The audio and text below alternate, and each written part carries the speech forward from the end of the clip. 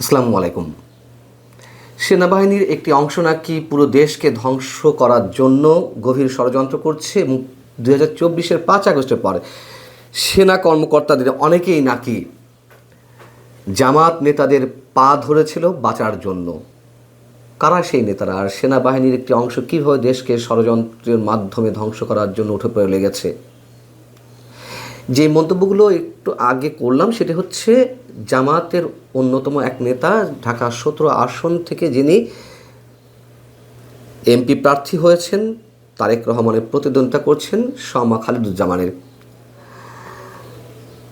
আপনারা অনেকেই এরই মধ্যে হয়তো তার এই বক্তব্যটি শুনেছেন, বেশ ভাইরাল হয়েছে সোশ্যাল মিডিয়াতে।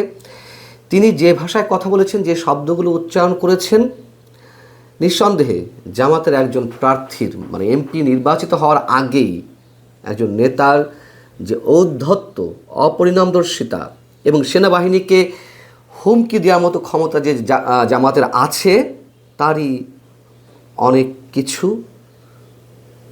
বহিঃপ্রকাশ আমাদের সামনে ঘটল। বিষয়টি হচ্ছে যে মঙ্গলবার জামাতের এই নেতা শমা খালিদুজ্জামান তিনি রাজধানীর ক্যান্টনমেন্ট এরিয়ায় প্রবেশের চেষ্টা করছিলেন, সম্ভবত জাহাঙ্গীর গেট দিয়ে। তো স্বাভাবিকভাবে সেখানে সেনাবাহিনীর নিরাপত্তা কর্মীরা তার গাড়ি থামান, প্রত্যেকেরই গাড়ি থামানো হয়, তল্লাশি করা হয় সন্দেহ হলে। তল্লাশি ঠিক নয়, যখন দেখতে পেল তার সাথে গানম্যান বসা আছে তখন তার পরিচয় জানতে চাওয়া হলো এবং নিরাপত্তা কর্মীদের একজন বললেন যে স্যার, গানম্যান নিয়ে ক্যান্টনমেন্ট এরিয়ায় যাওয়া যাবে না, এটি নিয়ে ক্যান্টনমেন্ট এরিয়ায় প্রবেশের কোনো নিয়ম নেই, আপনি এটি রেখে যান। খুবই ভদ্রতার সাথে বলছিলেন। তখন একটা পর্যায়ে দুপক্ষের মধ্যে তর্কাতর্কি শুরু হয়। খালিদুজ্জামান উত্তেজিত হয়ে পড়েন। তিনি বলতে থাকেন, আপনারা তো গান নিয়ে বসে আছেন, তারেক জিয়ার ক্ষেত্রে তো আপনারা জিহ্বা দিয়ে রাস্তা চেটে ফেলছেন, আমরা কেন যেতে পারবো না? তারেক জিয়ার সঙ্গে হাজার হাজার অস্ত্র যাচ্ছে।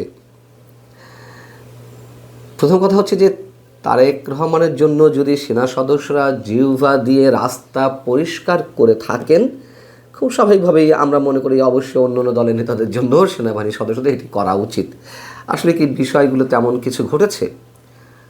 দ্বিতীয় কথা হচ্ছে, তারেক রহমান হাজার হাজার অস্ত্র নিয়ে কোথায় যাচ্ছেন? হাজার হাজার দূরের কথা, মানে তিনি কি একটা অস্ত্র নিয়েও এই মুহূর্তে ক্যান্টনমেন্ট এরিয়ায় ঢুকেছেন সাম্প্রতিক কোনো সময়, অথবা তিনি আদৌ দেশে ফেরার পরে ক্যান্টনমেন্টে ঢোকার চেষ্টা করেছেন কি না?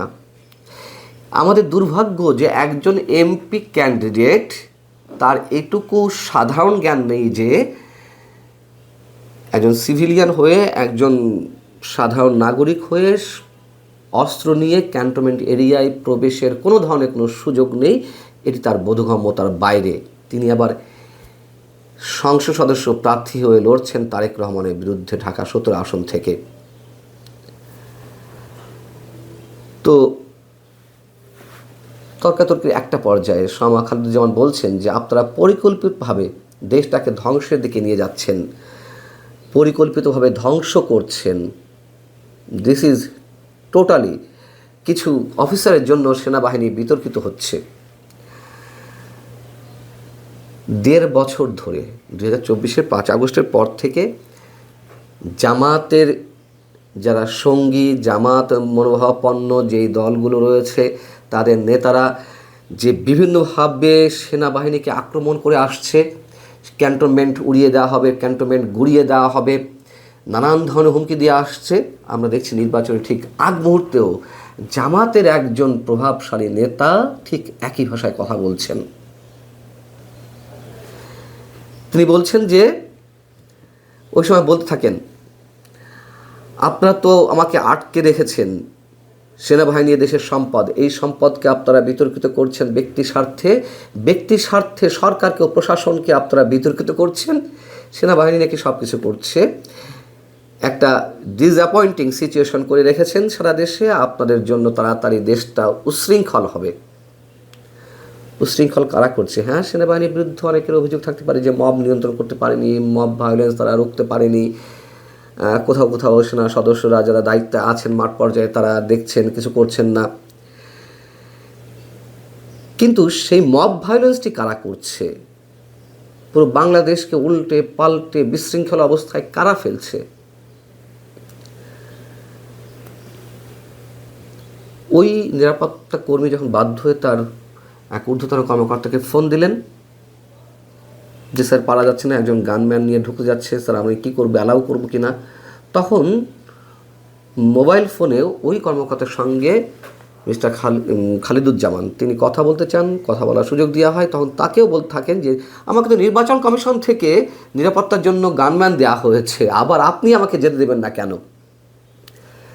তাদের সাথে উপর থেকে কী কথাবার্তা হয় সেটি বোঝা যাচ্ছিল না। তো নিরাপত্তা কর্মীদের একজন আবার তাকে বলছেন যে স্যার আপনি ক্যান্টনমেন্টে অবশ্যই যেতে পারবেন, কেন যেতে পারবেন না? এবং ক্যান্টনমেন্টে যদি মানে আপনার নিজের যদি নিরাপত্তাহীনতা কোনো বিষয় থেকে থাকে, ক্যান্টনমেন্ট এরিয়ায় নিরাপত্তা দেওয়ার সার্বিক দায়িত্ব সেনাবাহিনীর, আমরা রয়েছি, ক্যান্টনমেন্টে আপনি সেফ। এর সময় আবার ঊর্ধ্বতন এক কর্মকর্তা ওই ফোনেই নিরাপত্তা কর্মীদের বলছেন যে বডি ক্যামেরা অন করো। এই সময় তিনি আবার তার গাড়িতে থাকা তার সঙ্গীদের কাউকে বলছেন তোমরা ভিডিও করো। তখন নিরাপত্তা কর্মী আবার বলছেন স্যার না, এখানে ভিডিও করা যাবে না।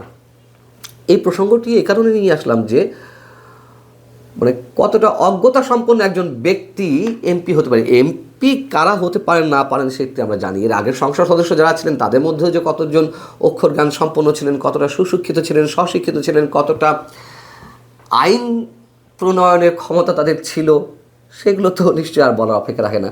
তো এই যে ব্যক্তিটি তিনি যে তাদের বাইরে কিনা, এই জন্যই এই প্রসঙ্গটি নিয়ে এলাম। ক্যান্টনমেন্ট এরিয়ায় নিশ্চয়ই অন্য কারোর ভিডিও করার কোনো অনুমতি নেই। ইভেন সংবাদকর্মীদের ক্যামেরাও ঢুকতে দেওয়া হয় না, মিডিয়ার গাড়ি ঢুকতে দেওয়া হয় না পর্যন্ত। সেখানে তার এতটুকু জ্ঞান নেই যে তিনি ভিডিও করতে পারবেন কি না। তিনি বলছেন যে আপনারা পারছেন ভিডিও করতে, আমি পারবো না কেন? এটা কোনো কথা হলো? এটা তো নিরাপত্তা কর্মীদের কাজ, ক্যান্টনমেন্টের নিরাপত্তা সুরক্ষার জন্য। একটা পর্যায়ে জামাত প্রার্থী বলছেন শোনেন, এই সময় সব সময় থাকবে না, আপনাদের সময় সব সময় সমান যায় না। বহু বড় বড় অফিসাররা 5 আগস্টের পর পা ধরেছেন আমাদের কাছে গিয়ে। আমি কিছু বলিনি, আমরা এমন কুকুরের মতো পা চাটা হইনি, ঠিক আছে? আপনারা তো গোলাম হয়ে আছেন, আপনারা অলরেডি গোলাম হয়ে গেছেন, দেশটা বিক্রি করে দিয়েছেন একটি দলের কাছে, পরিকল্পিতভাবে গোলাম হয়ে গেছেন। এর আগে তো অনেক সময় অভিযোগ করা হয়েছে যে আওয়ামী লীগের কাছে সেনাবাহিনী বিক্রি হয়ে গেছে, আবার এখন বলা হচ্ছে একটি দলের কাছে বিক্রি হয়ে গেছে, তার মানে বিএনপির কাছে বিক্রি হয়ে গেছে সেনাবাহিনী। কিন্তু প্রশ্ন হচ্ছে সব যাকে এই ধরনের কথাবার্তা হয়তো অপ্রয়োজনীয়তার সঙ্গে অনেক কিছু উঠতে পারে, কিন্তু সেনাবাহিনীর কোন কর্মকর্তারা বা কোন সদস্যরা জামাতের পা ধরেছিল 5 আগস্টের পরে, এই বিষয়গুলো তো আমাদের জানা দরকার সত্যিই যদি হয়ে থাকে। এবং আমার মনে হয় এই বিষয়ে আইএসপিআরের একটি বক্তব্য আসা উচিত, অবশ্যই আসা উচিত, নইলে চরম বিভ্রান্তির সৃষ্টি হবে সাধারণ মানুষের মাঝে। ভালো থাকুন সবাই, আল্লাহ হাফেজ।